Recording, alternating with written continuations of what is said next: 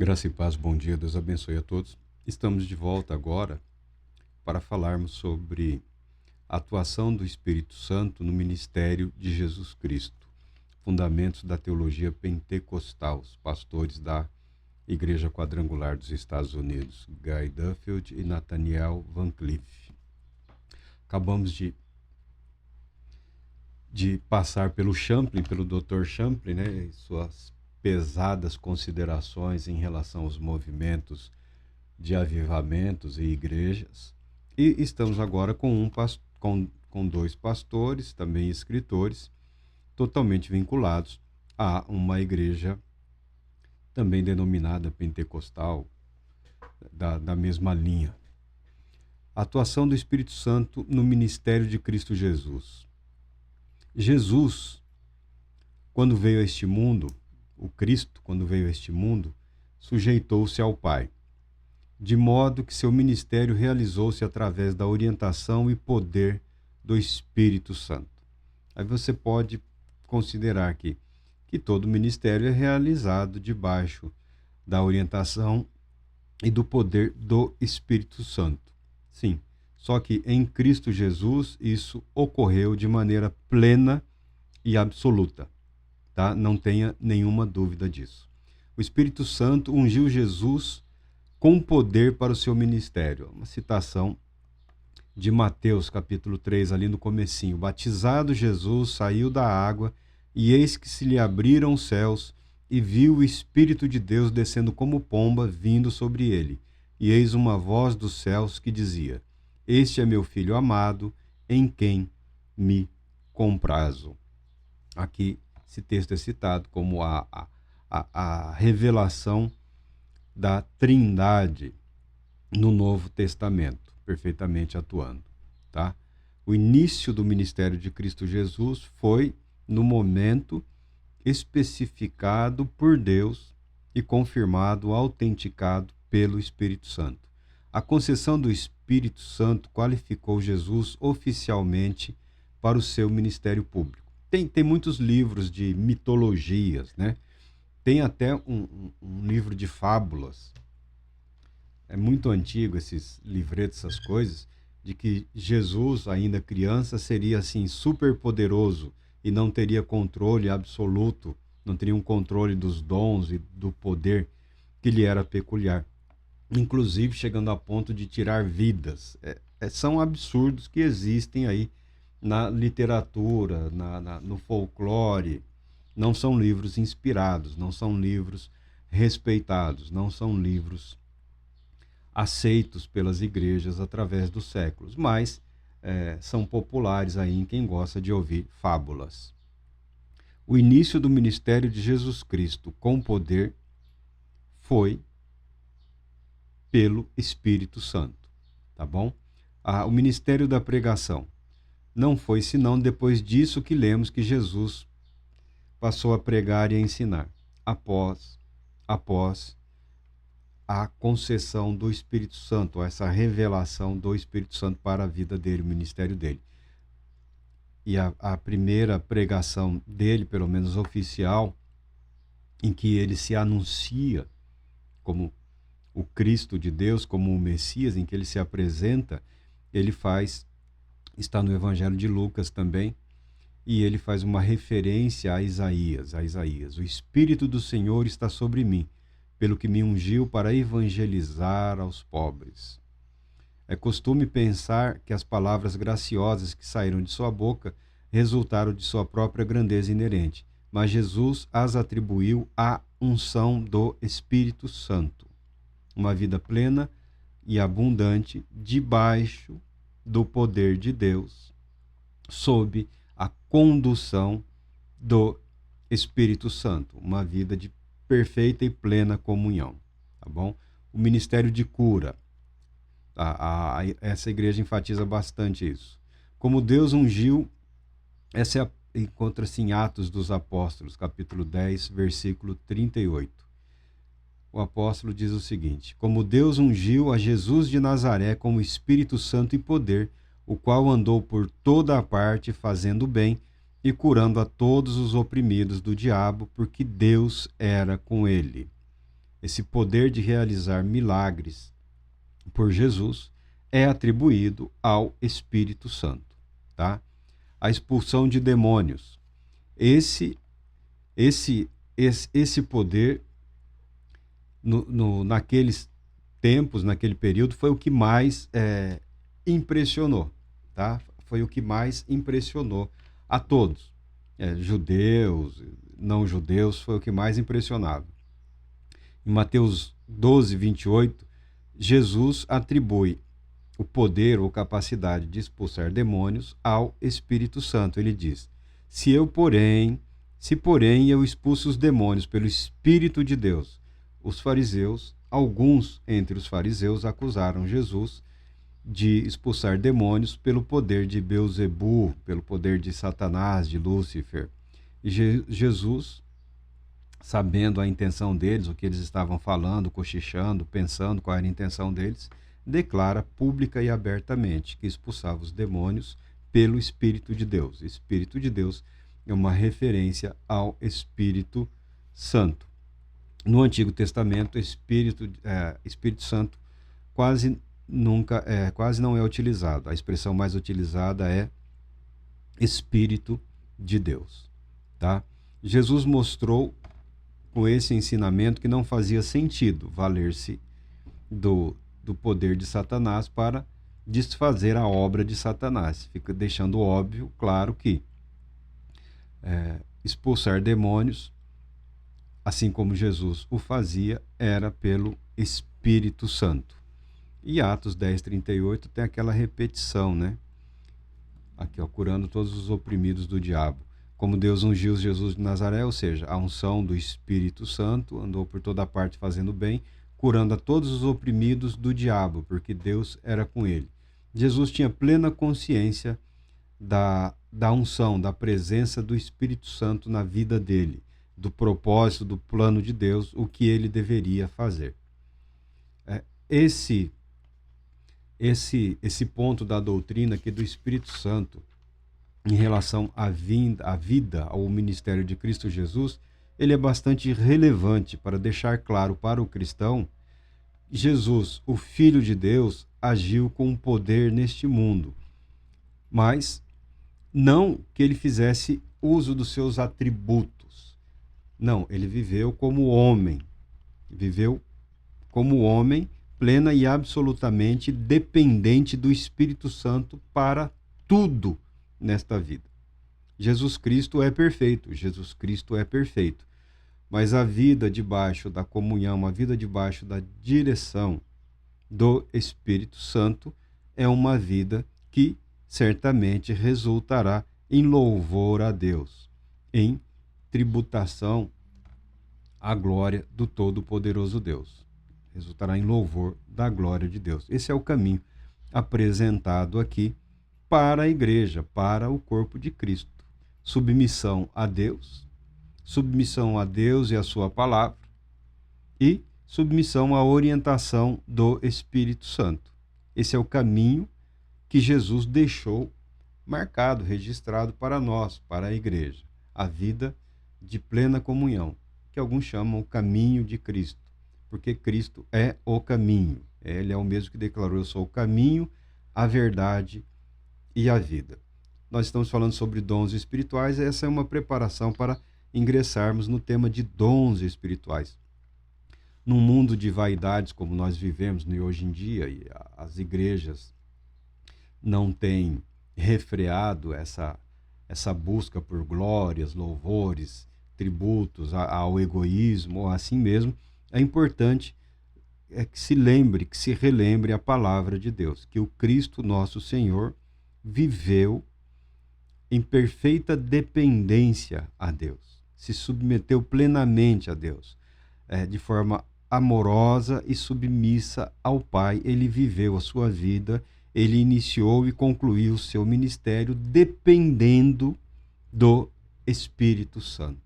Dependendo do Espírito Santo. Como ele disse aos fariseus: se eu expulso demônios pelo poder de Deus, é porque é chegado o reino de Deus. O Espírito Santo capacitou Jesus a todas as suas ações neste mundo. É muito superior à contextualização do que são dons espirituais. A própria morte e ressurreição de Cristo Jesus foi em submissão à capacitação do Espírito Santo. Hebreus 9,14 diz o seguinte: muito mais o sangue de Cristo, que, pelo Espírito eterno, a si mesmo se ofereceu sem mácula a Deus, purificará a nossa consciência de obras mortas para servirmos a Deus. É um dom gracioso de Deus. Cristo é o dom supremo, Cristo é o dom absoluto, Cristo é a dádiva de Deus à humanidade. Muito mais relevante do que as questões sobre dons espirituais é a vida de Cristo Jesus como dom de Deus para a humanidade, a maneira como o Espírito Santo supriu e capacitou o Filho de Deus para uma vida humana, plenamente humana.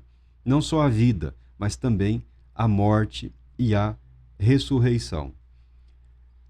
Cristo foi capacitado pelo Espírito a oferecer-se como sacrifício agradável a Deus. Um comentarista fala o seguinte: Cristo não nos remiu, não nos resgatou apenas pelos seus sofrimentos. Cuspiram nele, foi açoitado, coroado de espinhos, crucificado e morto. Mas pela paixão, pelo sofrimento, tornou-se eficaz para a nossa redenção pelo seu amor e obediência voluntária. Assim sendo, nos sofrimentos de Cristo houve muito mais do que satisfação simplesmente passiva. Não é só o ato de pagar pelos pecados da humanidade. Ninguém obrigou Jesus. Ele, que participava da natureza divina, não podia ser compelido, mas ofereceu-se a si mesmo voluntariamente. Eis aqui estou. No rolo do livro está escrito a meu respeito para fazer, ó Deus, a tua vontade. A perfeita obediência de Cristo ao Deus Pai Todo-Poderoso. Os autores continuam citando aqui um terceiro que diz: Deus sempre exige uma relação apropriada entre o coração e a atitude manifesta. Ele não se agrada da simples conformidade externa com a sua vontade, mas deve haver uma atitude correspondente da alma. Ele não observa só os lábios que dizem Senhor, Senhor, ou as taças limpas do lado de fora, mas requer uma atitude de perfeito amor para com ele. Se Jesus tivesse ido para a cruz com relutância, aborrecido, lamentando-se, e não voluntariamente, com zelo perfeito e ardente, com fé no Pai, não poderia ter havido a expiação ou o perdão dos pecados. Tá? Jesus não foi magoado, não foi revoltado. Ele foi afligido, ele sentiu medo, tá? Mas ele superou, ou melhor, foi capacitado pelo Espírito Santo a vencer toda a aflição, toda a angústia e apresentar-se de forma resoluta diante de Deus para o sofrimento que lhe foi proposto na palavra de Deus. Em Hebreus, a perfeição do sacrifício de Jesus Cristo, a atitude adequada, obediente, amorosa, foi tornada possível pelo Espírito Santo, que pelo Espírito Eterno a si mesmo se ofereceu sem mácula a Deus. Sem a capacitação do Espírito Santo, o homem Jesus jamais poderia ter feito isso. E sem a capacitação do Espírito Santo, sem a vida do Espírito conduzindo as nossas vidas, nada do que fazemos também terá valor eterno. Então, o mais importante nas questões espirituais é aprender a viver de acordo com a vontade de Deus e aprender a deixar-se envolver, ou seja, orientar, conduzir pelo Espírito de Deus, para que a nossa vida, seja ela de alegria ou de tristeza, nos seus muitos e variados momentos diferentes, sejam agradáveis ao Todo-Poderoso Deus. Jesus Cristo também foi ressuscitado pelo poder do Espírito Santo. Eu gosto de usar a expressão espírito de vida e ressurreição. Tá? citando esse fato aqui: espírito de vida e ressurreição. Ressurreição é vida revivida, vivificada. E na transformação para a glória eterna receberemos a vida eterna, a vida plena e abundante. Jesus foi ressuscitado dos mortos pelo Espírito Santo. Romanos 8, versículo 11. O Espírito daquele que ressuscitou a Jesus dentre os mortos. Algumas vezes a ressurreição de Jesus é atribuída ao Pai, o qual Deus ressuscitou, como está escrito em Atos, capítulo 2, o qual Deus ressuscitou pelo poder do Espírito Santo. Não é uma contradição, é uma perfeita harmonia, tá? Outras vezes é dito que a ressurreição é obra do próprio Filho, tá aqui em João. E dou a minha vida para a reassumir. Ninguém a tira de mim, pelo contrário, eu espontaneamente a dou. Tenho autoridade para entregar e também para reavê-la. Mas também, de maneira especial, a ressurreição é uma obra do Espírito Santo. O objetivo do autor é deixar claro aqui a perfeita harmonia ou comunhão, a perfeita unidade de mente, de propósito do Pai, do Filho e do Espírito Santo.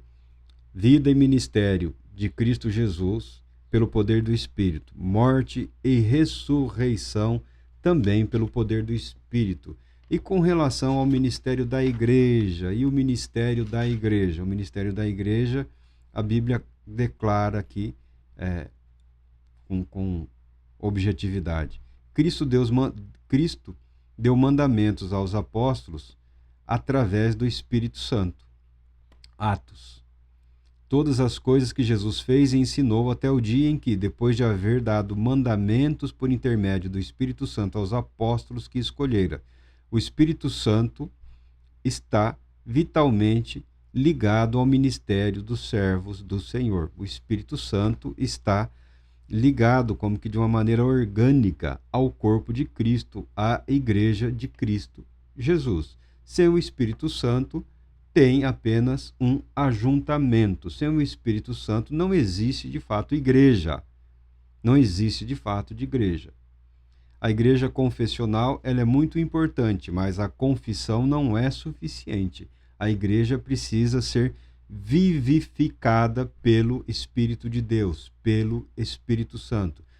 Porque Cristo concede o Espírito Santo à igreja, no caráter aqui de testemunho, de penhor, de garantia da sua vinda, do seu retorno, como garantia da consumação, da implantação do reino de Deus. Quem implantará o reino de Deus? O Filho, o regente, Jesus o Cristo. Ah, mas a igreja está implantando. A igreja não está implantando o reino de Deus. A igreja está proclamando a vinda do reino e de uma maneira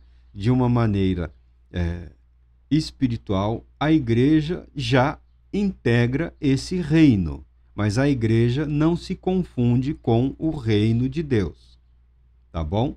Confundir a igreja com o reino de Deus é o que causou uma série de constrangimentos para a igreja através dos tempos, tá bom? Confundir a igreja como o reino terreno de Deus neste mundo é confiar aos homens um governo que eles não são capazes de executar, uma justiça que não somos capazes de realizar, uma santidade que não somos capazes de alcançar, uma perfeição que não é condizente com a nossa natureza pecadora. Ah, mas fomos redimidos. Fomos redimidos. Estamos num processo de aperfeiçoamento. Tá? O aperfeiçoamento é um processo que se consumará num determinado momento da história. Eu enfatizo muito isso. Excelentes teólogos, pastores, pecaram nesse ponto. Eles acreditam que têm o direito de governar o mundo porque são representantes do reino. Aí cada um se apropria dos versículos da palavra de Deus da maneira como lhes é conveniente, criando uma mistura, uma confusão, criando um desconforto e, em alguns casos, um ódio eterno em relação ao povo de Deus, em relação ao corpo de Cristo, em relação à igreja de Cristo Jesus. É o que nós falamos.